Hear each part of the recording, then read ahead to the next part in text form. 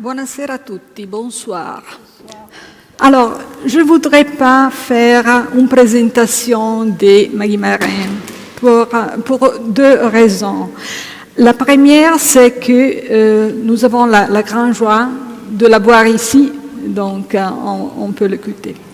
La deuxième raison est qu'il y a ce formidable festival qui nous aidera à entrer dans ce monde. C'est la merveille.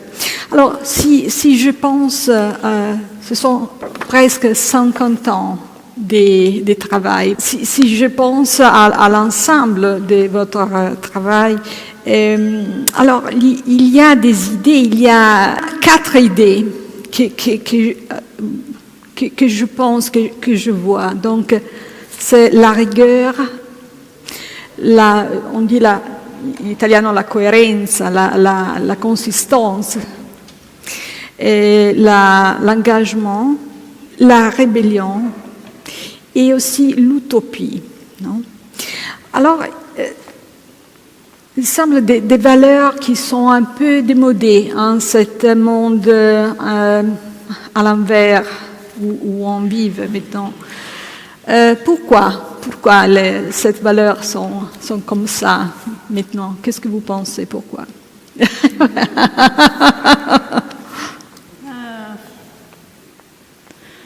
Ce sont des questions très... je ne sais pas si je peux répondre comme ça à toutes ces questions. Je pense que je me sens démodée, vraiment. Oui. Mais je suis contente un peu d'être démodée. Donc, je fais attention de ne pas être dans la satisfaction du passé, puisque j'ai l'impression que ce que vous dites, c'est comme ces valeurs, elles n'auraient pas cours en ce moment. Je pense que ce n'est pas vrai. Je pense que ce ne sont pas des valeurs qui existaient avant. Comme on dit, avant c'était mieux, et maintenant c'est moins bien, je ne crois pas.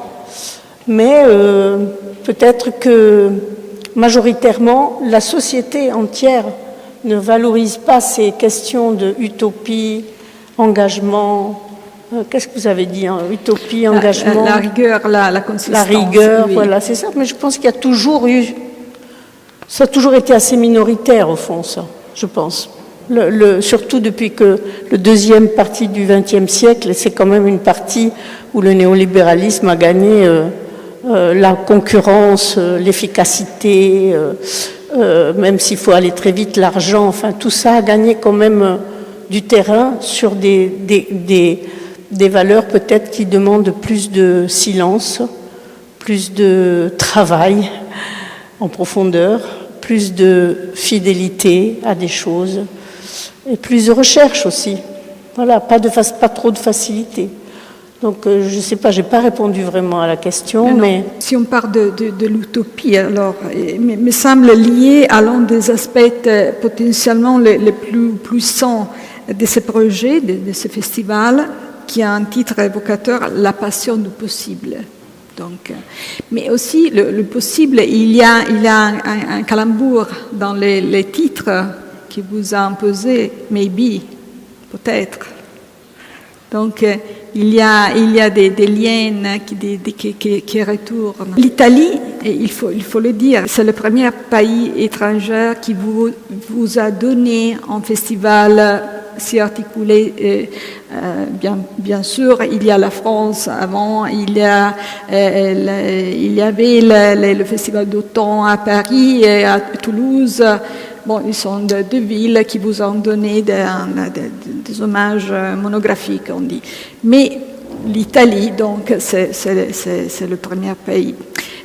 Et quand il est né, la relation avec l'Italie, j'ai cherché une date, mais je ne sais pas si je ne me trompe pas. Alors, peut-être c'est le 1979, avec la jeune fille et la mort à Sabioneta.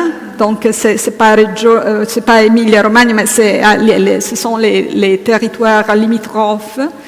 Dans les débuts, c'était une coproduction, je pense, du festival de Cremona. C'était une commande.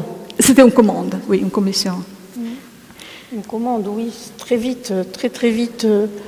Il y a eu une relation assez rapide entre ma jeune compagnie, en fait, puisque en 79, on venait juste de gagner le prix de Bagnolet en 78 en France, et j'ai été contactée par, je ne me rappelle plus des noms, mais en tout cas par des personnes du festival Recitar Cantando, ça s'appelait.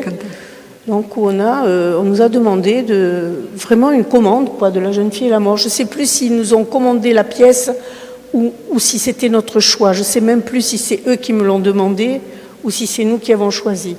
On avait aussi eu une commande juste avant du ballet de Lyon, où c'était un chorégraphe qui s'appelait Milko Sparenblek, qui m'avait demandé de faire une pièce sur la musique de Bartók, Contraste.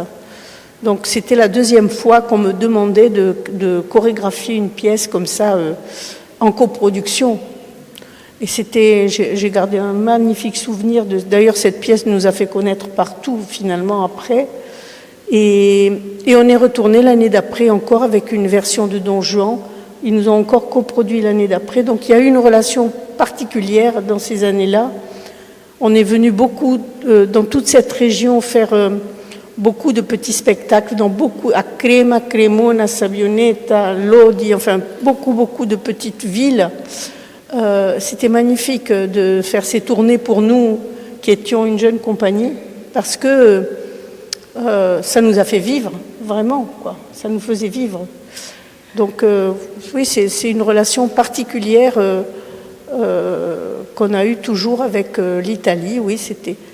Puis après, il y a eu bien sûr un peu plus tard avec Reggio Emilia, puisqu'on a beaucoup dansé là-bas. On a aussi été coproduite avec Waterzooi, 93, oui. Je crois. On a fait beaucoup de choses. Je ne me rappelle même plus tellement. On est venu très souvent. Puis à un moment donné, ça s'est un peu tari, disons, ça s'est arrêté un peu. Mais au début de la compagnie, c'était vraiment un endroit très particulier, quoi, qui nous a fait vraiment tenir le coup, comme on dit, pour continuer à travailler. Je me rappelle d'avoir vu la jeune fille et la mort à la Scala. Donc c'était pour moi, parce que c'était très, très puissant, c'était une pièce sur la condition de la femme, les domestiques. Il y avait aussi un poulet. Des poulets. Des poulets. Il y avait des poulets par terre comme ça. C'était la famille, les poulets. Ce programme du festival, vous avez choisi des pièces que vous avez en répertoire. Maintenant, ce sont 6 et il y a aussi une nouvelle création très importante. 4, 5, oui, c'est ça. C'est ça, 6. Je n'ai pas compté jusque maintenant. C'est quand même, c'est assez miraculeux, on va dire, cette invitation du festival Reggio Parma. De nos jours, aujourd'hui encore, quand un endroit, un lieu, une ville, une région soutient comme ça le travail d'un artiste, c'est assez rare. Donc oui, c'était très étonnant de pouvoir réfléchir à ça, c'est-à-dire pas venir prendre le train une fois et puis partir, mais rester, réfléchir quelle pièce pour présenter la démarche de travail, un process, donc un parcours d'artiste, avec aussi cette question de transmission avec les ateliers, le stage, enfin travailler aussi avec des artistes du coin, présenter les films, enfin tout ce qui c'est quand même très très rare cette chose-là. C'est vrai que la seule fois vraiment où ça s'est passé, pas la seule, mais c'était plus petit à Toulouse, mais ils ont essayé quand même de faire avec le théâtre Garonne et le TNT, le théâtre de Toulouse, en 2012, cette possibilité de présenter comme ça tout un parcours. Et c'est vrai que là, les pièces qui ont été choisies, en fait, ils m'ont laissé tout à fait libre. C'est incroyable, quoi. C'était vraiment une création, donc une confiance déjà donnée au fait que c'est une création, donc une création, c'est toujours un grand point d'interrogation. On ne sait pas qu'est-ce que ça va donner. J'espère que ça va être une pièce très forte, parce que j'ai beaucoup de rage en moi, alors je sens que je vais devoir la sortir quand même. Mais les pièces qui tournent en ce moment aussi dans la compagnie sont Maybe, qui est une vieille pièce de 81 qu'on a déjà fait ici à Parme, au Teatro Due. C'était un retour encore très important en Italie. Donc Maybe, et puis Umwelt, parce que c'est une pièce qui tourne aussi en ce moment dans la compagnie. Donc cette pièce, en fait, elle continue, elle a 18 ans aussi, c'est une vieille pièce, c'est pas un truc... Bon, donc on continue à jouer cette chose-là. Et puis après, on reprend Nocturne, parce que c'est une pièce que j'aime beaucoup, qui a été donnée au Festival d'automne, justement, et créée pour le Festival d'automne à Paris. Singspiel, c'est aussi une pièce qui a été créée en 2014. C'est un solo avec David Mambouche, qui continue d'être dans le répertoire aussi, pas de la compagnie, mais que l'artiste continue à jouer un peu partout dans le monde. Et donc les deux pièces qu'on a données, La Grosse Fugue et Eden, à la compagnie Michele Merola, c'est ça? Bon.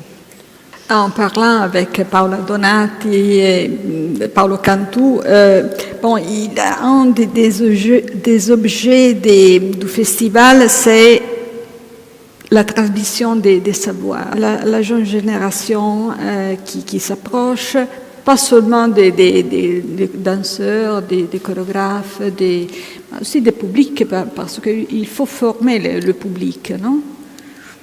Qu'est-ce que vous pensez de ça? Moi, je pense qu'il faut déformer le public. Déformer. Pas former, déformer. J'ai très peur quand on dit former le public, parce qu'on a déjà fait ça. Dans les années 80, on a déjà formé le public et j'ai fini par me battre avec ce public. Donc, je ne crois pas que c'est comme ça, quoi. Déformer le public, ça veut dire lui laisser voir des choses très différentes, très diverses, sans orienter non plus, parce que beaucoup de gens qui dirigent des théâtres aujourd'hui, ils disent mon public, comme c'était leur public à eux. Mais les gens c'est pas un public, sont des gens un par un. Je crois que c'est très important d'inciter les gens à la curiosité et à l'inconnu et à l'étranger. C'est-à-dire qu'on ne sait pas en fait qu'est-ce qu'on va voir quand on va au théâtre. Et c'est ça qui est important, que chacun se trouve en face de sa propre capacité de penser, capacité de réfléchir. Qu'est-ce que je viens de voir? Parfois, on ne sait pas ce qu'on voit. Moi, la première, en fait, je vois un truc, je ne sais pas quoi penser. Je me dis, tiens, je ne sais pas, c'est bizarre. Bon, après, je discute avec des gens, je ne suis pas d'accord, on est d'accord. Enfin, c'est aussi tout ce que ça ouvre comme discussion, comme dialogue entre les gens qui fait la richesse du travail, je pense. Vous avez commencé comme danseuse avec Maurice Béjart. Donc, Béjart, il a imposé un modèle de danse des corps parfaits, des corps jeunes. Et après, avec Maybe, vous avez tout bouleversé, je ne sais pas quoi dire. Esthétiquement, vous pensez d'avoir métaphoriquement, bien sûr, tué cette esthétique. Peut-être, déjà Béjart, il a ouvert des portes incroyables à la danse néoclassique, on peut dire, parce que c'était quand même de la danse classique. C'était pas la danse des Américains, par exemple, ou l'expressionnisme allemand qu'il a travaillé. Mais disons, sa danse a quand même ouvert des portes incroyables. Par exemple, la danse masculine, par exemple, qui n'était pas... Les garçons étaient toujours en train de porter des filles. Et lui, il a vraiment ouvert cette capacité de... Et puis, j'étais étonnée quand j'avais 18 ans, quand j'ai vu la première fois les ballets de Béjart, j'étais étonnée de voir des jeunes gens qui avaient mon âge et qui étaient à peu près comme moi, en fait, comme mes copains, quoi. Ils avaient des cheveux longs, ils avaient des jeans, tandis que dans le ballet, normalement, on a des collants comme ça. Alors, là, tout à coup, on avait une jeunesse qu'on voyait dans la rue, on la voyait aussi sur la scène. Donc ça, c'est ça qui m'a plu chez Béjart, et dans ça, je lui suis très reconnaissante d'avoir fait ce pas, de mettre des hommes et des femmes sur le plateau, et pas des figures comme ça, imaginaires presque. Mais il avait quand même une fascination pour une certaine beauté des corps qui était plutôt, pour moi, une beauté publicitaire, en fait, de la minceur, des corps très fins. La danse classique exclut. Voilà. Ouais. La danse classique exclut certains corps. Bon, pourquoi pas? Après tout, c'est une technique. Mais la danse n'est pas la danse classique. La danse, c'est beaucoup plus que la danse classique. Ce sont des techniques comme ça. À la fin, je trouve qu'il avait une fascination pour ces corps-là. Et j'ai beaucoup aimé travailler avec lui. Donc, j'ai rien à dire là-dessus. Mais moi, j'avais un problème avec ces corps, justement parce qu'à cause de l'exclusion de beaucoup d'autres corps. Et je pense que Beckett, la lecture de Beckett, vraiment a été une chose très riche pour moi parce que dans ses écrits, le corps est toujours empêché. C'est-à-dire que nous tous, autant qu'on est sur Terre, on a tous des handicaps, quoi. Et donc, prendre les corps pour ce qu'ils sont, je trouve que c'est très important. De ne pas vouloir figurer une sorte de perfection, voilà, quelque chose comme ça. Donc, revenons à la rébellion. Dans quelle mesure le fait que vous êtes né à Toulouse des parents espagnols qui ont été fuis en France au moment de la guerre civile, a-t-il eu un impact? Oui, bien sûr, c'est très important. J'ai grandi dans une famille d'exilés, oui, d'exilés antifranquistes, donc antifascistes, oui, c'est sûr. Donc ça marque toute une vie, ça. Mais ça peut marquer d'une façon ou d'une autre. Cette situation d'exilé m'a fait sentir marginalisée depuis que j'étais petite. Je pense comme tous les étrangers se sentent marginalisés dans une situation, dans une société où ce n'est pas la bonne langue, on n'a pas la langue, voilà, les parents ne parlent pas bien, sont des gens qui sont modestes, qui ne sont pas riches, donc même pas riches, mais même pas dans une situation. Enfin, c'était vraiment des ouvriers, quoi, des gens qui ont dû travailler beaucoup. Donc oui, ça marque, bien entendu. Peut-être les rapports avec les territoires aussi difficiles de la France. Vous avez choisi, en ce point de votre carrière, de travailler à la périphérie, on dit, dans les quartiers un plus difficiles. Donc, après, vous avez changé beaucoup de places pour la compagnie. Vous avez souvent cherché quelque chose d'autre ou se sont changées les conditions, peut-être? Pas tant que ça, en fait. Quand je pense, je suis restée quand même avec la compagnie 14 ans à Créteil et 14 ans, donc ça fait 28 ans. C'est beaucoup de temps. J'ai pas tellement changé. Non, mais je pense que les premières 10 années à Créteil, en fait, le premier souci était déjà de sortir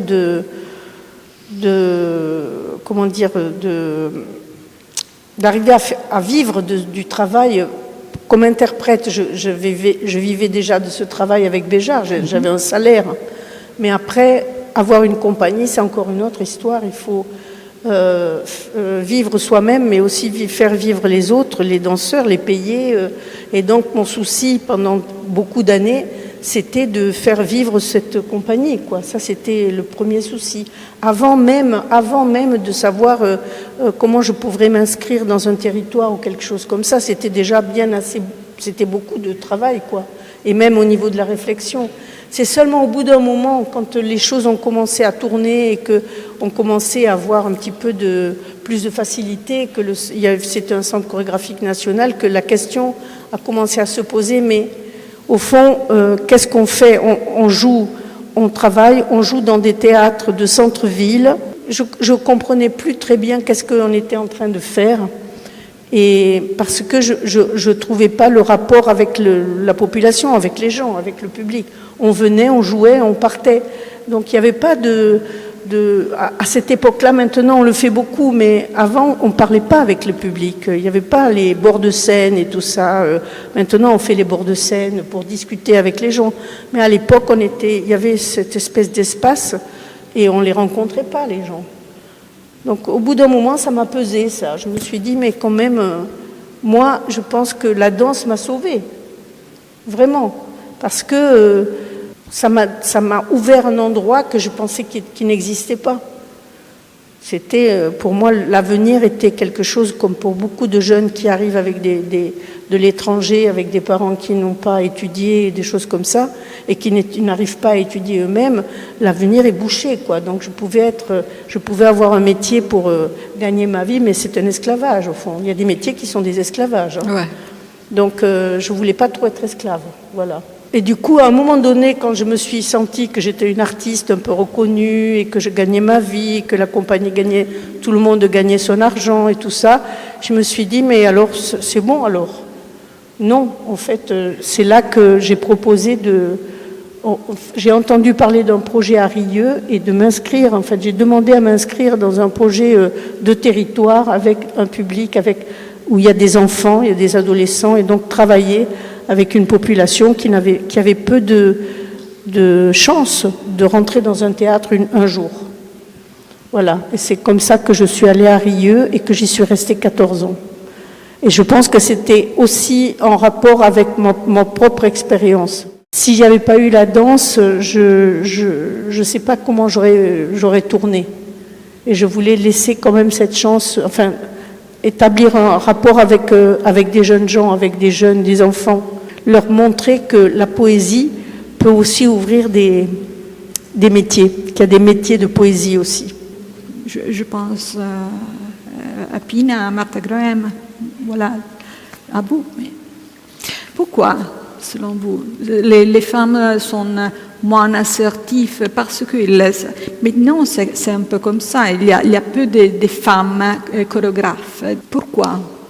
Mais ça, je pense que c'est pas lié à la danse seulement, ça. Je pense que les femmes ont toujours été, assignées, disons, à créer, enfin, à faire des enfants et à être à la maison. Et donc, ça a toujours été des luttes et des bagarres pour qu'elles aient un métier, pour faire autre chose que d'être une mère, justement, une maîtresse de maison, voilà, quelque chose comme ça. Donc, ça, de toute façon, ça existe depuis très longtemps et je pense que dans les années 70, quelque chose s'est libéré, en tout cas pour les femmes, à cause du fait qu'on a refusé il y a eu la pilule, il y a eu l'IVG, les interruptions de grossesse, enfin toute cette période un peu de 68, 70, même dans le monde entier, a été un moment de libération, je pense, pour les femmes. Malheureusement, ça a avancé, puis ça recule. On est tout le temps en train de se rebattre, tout le temps. Et d'ailleurs, dans les années 80, en tout cas dans la danse française, il y a eu beaucoup de femmes qui sont sorties quand même. Il y a eu Karine Saporta, Régine Chopineau, Joëlle Bouvier. Il y a eu beaucoup de femmes quand même qui sont... Il y a Pina, Caroline Carlson, voilà. Alors qu'avant, il y avait Martha Graham, c'était comme une espèce d'étoile filante, quoi, Après, il y avait des femmes comme dans l'expressionnisme allemand, comme Wigman ou des gens comme ça. Oui, mais pas si souvent dans les répertoires des grandes institutions internationaux. En France, les femmes, dans les années 80, on était majoritaires, je pense, comme chorégraphes. Comme chorégraphes. Donc c'est aussi qu'on a pris une sorte pas de droit, mais bien sûr c'était un droit, mais plus que ça, quoi. On s'est un peu approprié en fait quelque chose dont on nous avait enlevé. Il faut dire aussi que dans la danse, mais c'était vrai de la société aussi. Les danseuses étaient des prostituées, en fait, dans les années 30, où, enfin, à l'opéra, les gens venaient et ils avaient leurs danseuses. Donc, c'était très mal considéré. Être danseuse, c'était pas un métier. Donc, quand j'étais petite, que je prenais des cours de danse, on m'a appris à me taire, surtout à rien dire, à subir. Donc, à la maison, on apprend à subir. À l'école, on apprend à subir. À l'école de danse, on apprend à subir, donc c'est petit à petit, il faut s'en sortir de ça. Ça prend du temps. Mais je pense que c'est toute la société qui doit se battre pour ça. D'ailleurs, des dernières années, je pense que c'est en train d'arriver. Les femmes ne se laisseront plus faire comme elles l'ont fait, je pense, de mieux en mieux. Est-ce que vous pouvez nous dire quelle petite chose sur la nouvelle création? Voilà. Alors, la nouvelle création, en fait, comme je ne sais plus qui c'est Paolo qui a dit ça, c'est que depuis 30 ans, je dis toujours la même chose. Parce que je suis tout le temps en train de creuser le même endroit, quoi. Il y a toujours des injustices sociales, il y a toujours toutes sortes d'inégalités dans les gens qui font que, pour moi, c'est le principal endroit de lutte, en fait. Je peux dire, voilà, c'est pas admissible qu'il y ait des gens qui meurent dans la mer parce qu'ils essayent de fuir leur pays. C'est pas possible qu'un pays comme la France ou l'Italie refuse de recevoir des gens qui sont en train de se noyer dans la mer parce que ce sont des étrangers. Enfin, ce genre de choses est inadmissible, quoi. Donc, ça continue, en fait. Donc, pour reparler de la création, ça va parler que de ça, quoi.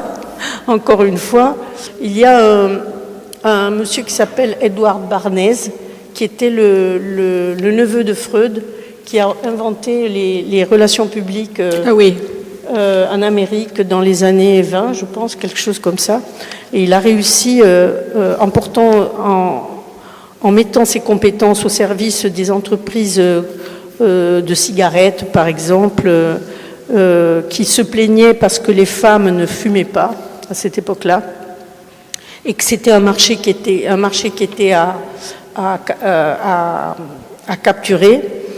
Donc il s'est débrouillé il a trouvé une façon de relations publiques, en fait, de publicité, pour faire que la femme qui fume, il appelait ça the flames of freedom, je crois, les flammes de la liberté.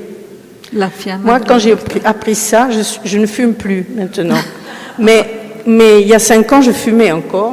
Et quand j'ai appris ça, je me suis dit, mais je me suis fait avoir. Vraiment, parce que moi, j'ai fumé parce que pour mon père et pour tous les hommes, justement, c'était une façon de dire je fais comme toi. Et en fait, il a su toucher cet endroit-là, lui, mais je parle de la cigarette, mais à beaucoup d'autres endroits. Par exemple, il a proposé, pareil, c'était des entreprises en fait qui se plaignaient de ne pas avoir assez de profit, et donc il fallait faire manger du bacon et des œufs aux gens. Il a soudoyé en fait des médecins qui ont dit que c'était très très bon pour la santé de faire les petits breakfast, American breakfast, avec le jus d'orange, le bacon and eggs. Et en fait, c'est devenu vraiment un mot d'ordre. Tous les Américains ont commencé à manger ça, et même nous, on nous dit ça. Non, on nous dit que le matin, il faut bien manger, parce que, voilà, donc on a aussi pris ces choses-là. Quand on sait que ce sont des méthodes, en fait, il a fait un bouquin, ce monsieur Edward Bernays, qui s'appelle Propaganda. Quand on sait que c'est la fabrique du consentement, comment on fait consentir aux gens à faire des choses qui ne sont pas du tout dans leur intérêt, mais qu'on leur fait croire que c'est leur intérêt. Je pense que c'est ça qui m'intéresse aujourd'hui. Comment est-ce que la question de la servitude volontaire, c'est-à-dire que petit à petit, en fait, on finit par accepter. Je trouve en ce moment, par exemple, qu'il y a une espèce d'éveil qui se passe avec les MeToo, des femmes, les révolutions arabes, enfin, beaucoup de choses quand même qui ça devient insupportable. La question de la planète fait que on est tous acculés un peu à réagir à ce genre de choses.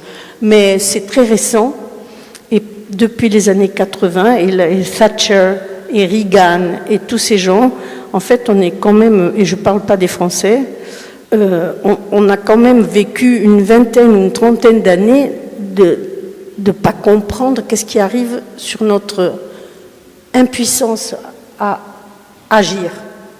C'est-à-dire d'être comme ça, à se demander, bon, il y a eu la question en 89 du mur qui s'est écroulé, la question que ça a évacué totalement toutes les luttes. On ne pouvait plus dire quoi que ce soit, c'était très mal vu de parler de commun. Le communisme, n'en parlons pas. Enfin, c'était vraiment... les gens tombaient dans les pommes, quoi, quand on disait ça.